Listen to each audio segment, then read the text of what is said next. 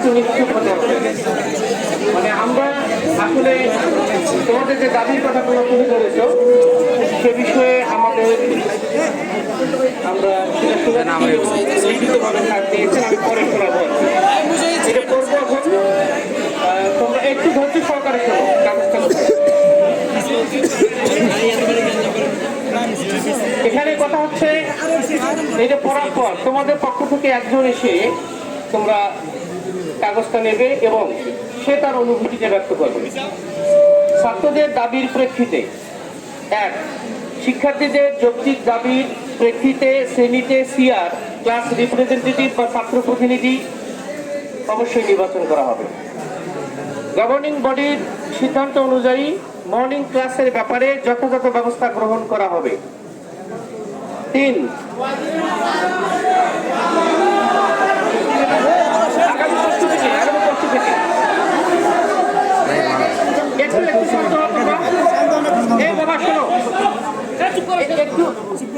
একটু রুটিনটা আমাদের যেহেতু করতে হবে। তোমরা একটা বিষয় খেলো, আমি মায়ের পেটে ছিলাম না, আমি কি একদিনে আসছি? আল্লাহ ইচ্ছা করলে তো আমাকে একদিনেই মায়ের পেট থেকে বের করে দিতেন। এখানেও তো সময়টা লাগে, সেইটা রুটিনটা তো আমাদের করা লাগবে। বাবা শোনো শোনো, তোমরা কথাটা শোনো। 3, মাসিক বেতন। আগে চুপ করো তোমরা প্লিজ।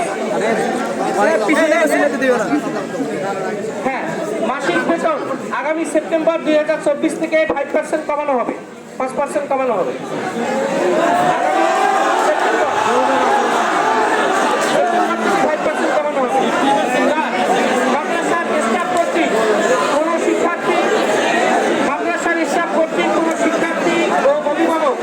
অসদাচরণের মুখোমুখি হলে প্রমাণ সাপেক্ষে তাৎক্ষণিক প্রশাসনিক ব্যবস্থা গ্রহণ করা হবে।